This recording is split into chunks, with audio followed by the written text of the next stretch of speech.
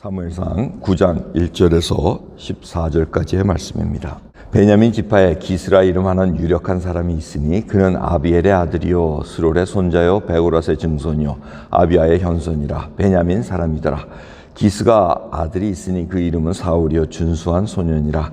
이스라엘 중에 그보다 더 준수한 자가 없고 키는 모든 백성보다 어깨 위는 더하더라.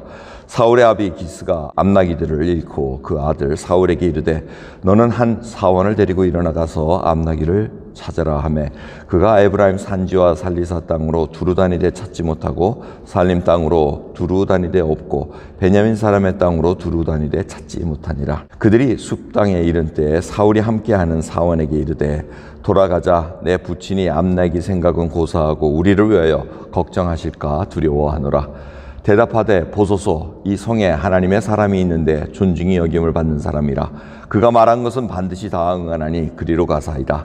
그가 혹 우리의 갈 길을 가르칠까 하나이다. 사울이 그 사원에게 이르되 우리가 가면 그 사람에게 무엇을 드리겠느냐? 우리 그릇에 식물이 다하였으니 하나님의 사람에게 드릴 예물이 없도다. 무엇이 있느냐? 사원이 사울에게 다시 대답하여 가로되 보소서, 내 손에 은 한 세겔에 4분 1이 있으니 하나님의 사람에게 드려 우리 길을 가르치게 하나이겠나이다.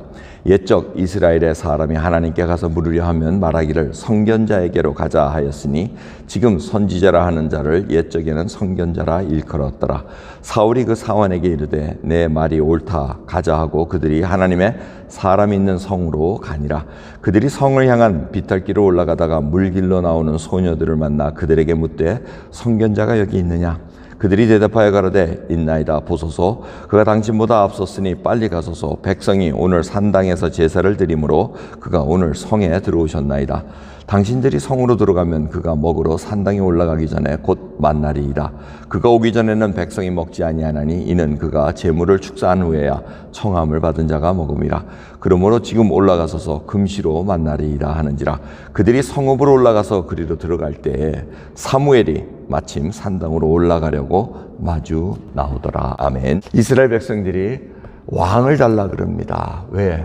사무엘이 나이가 들고 사무엘의 두 아들이 있었는데 그 두 아들도 엘리의 두 아들처럼 뇌물을 받고 재판을 굽게 하는 그런 우를 범하고 있었습니다. 그러니 이스라엘 백성들이 이제 하나님께 청하는 것이 뭐냐면 결국은 왕을 달라는 거. 우리도 열방처럼 다른 나라처럼 왕이 좀 이끌고 전쟁도 하고 좀 그런 거 좀 주십시오. 이렇게 얘기를 합니다. 자, 그 얘기를 듣고 하나님도 슬퍼하고 사무엘도 슬퍼합니다. 그런 상황 속에서 이제 달라고 하니 이제 그 왕을 택해서 하는 과정을 지금 저희들에게 알려주고 계십니다.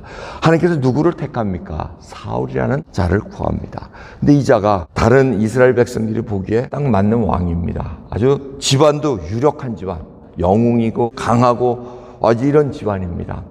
그리고 또 키가 어마어마하게 커가지고 다른 사람은 다 이 어깨 밑으로 다 이렇게 내려볼 수 있는 아주 그냥 키가 많이 큰 자입니다.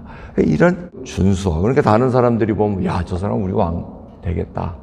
전쟁 나갈 때 앞서서 가면 우리도 기운차게 나겠다. 이런 생각이 들지 않겠습니까? 또한 정치적으로 고려하면 베냐민 지파는 굉장히 약한 지파입니다. 앞장의 사사기를 보면은 그 좋지 않은 도덕적인 문제로 인해 가지고 그 남자들이 거의 다 죽습니다. 결국 600명 남았다가 겨우 해가지고 살아남은 지파입니다. 그 정치적으로 봐도 아주 강대한 에브라임 지파라던가 유다 지파라던가 이런 지파에서 크게 뭐 이렇게 신경 쓸 일이 없다는 얘기죠. 자, 모든 것들을 다 고려할 때 지금 이 사울이 딱 맞는다는 겁니다. 그래서 지금 일이 생깁니다. 암나기가 잃어버립니다. 암나기를 잃으니까 이제 그걸 찾으라고 보내는데 아무 데를 다 다녀도 이 찾을 수가 없습니다. 그럴 때 이 사환이 우리 이 성에 지금 성견자가 있나이다 하고 얘기합니다. 이 성견자는 선지자와 똑같은 얘기인데 성견자 영어로는 seer입니다. S-E-E-R 해서 seer을 하는데 보는 자라는 뜻입니다. 선지자와 성견자가 뭐가 틀리냐면 어디를 향하는 것입니다. 문자적으로는 그렇습니다. 그래서 선지자가 하나님을 바라보고 있으면 그게 성견자입니다. 하나님을 보는 것입니다.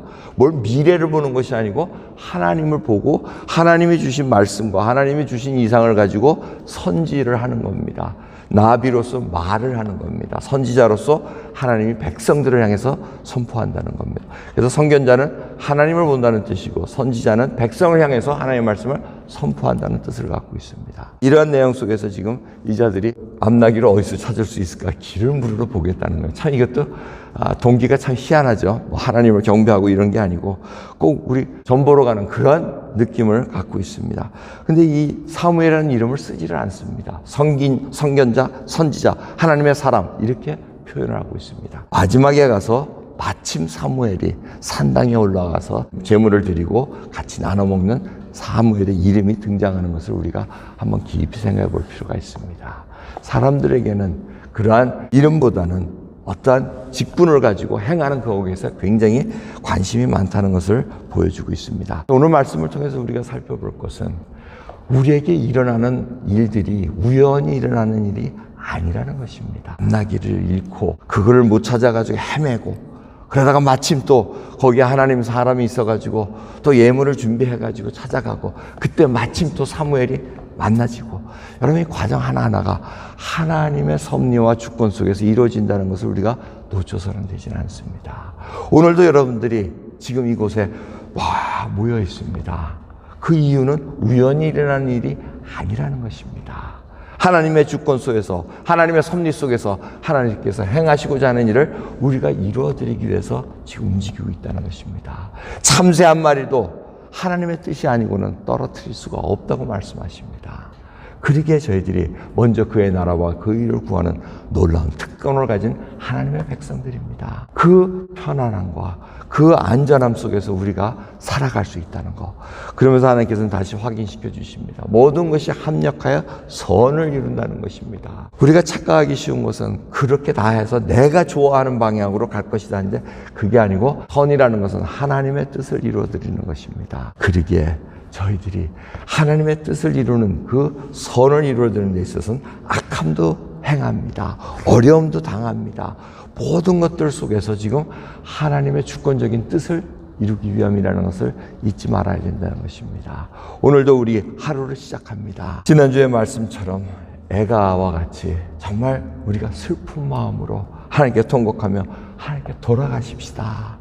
그리고 마음과 손을 들고 하나님을 향해서 하나님의 응답하실 때까지 하나님 우리를 돌아보실 때까지 기도하십시다. 이 일을 하는 이유는 바로 합력하여 선을 이루는 하나님을 바라보기 위함입니다. 오늘도 귀한 하나님의 그 놀라운 주권 속에 섭리 속에 저희들이 모든 것을 내려놓고 살아가는 귀한 하루 되기를 소원합니다. 기도하겠습니다. 하나님 감사합니다. 오늘도 하루가 시작하였나이다. 주여, 저희들이 살아가는 데 있어서 움직이는 동기가 무엇입니까? 발걸음을 움직이는 동기가 무엇인지 정말 주님 한번 살펴보게 하옵시고 저희들에게 우상을 제하고 정말 하나님만을 바라보고 먼저 하나님의 나라와 의를 구하는 자들마다 하나님의 그 말씀 속에 순종하는 자로 세워주시옵소서. 오늘도 하나님 마음속에 저희들이 합한 자로 살아가길 소원합니다. 인도해 주옵소서. 감사드리며 예수 그리스도의 이름으로 기도드리옵나이다. 아멘.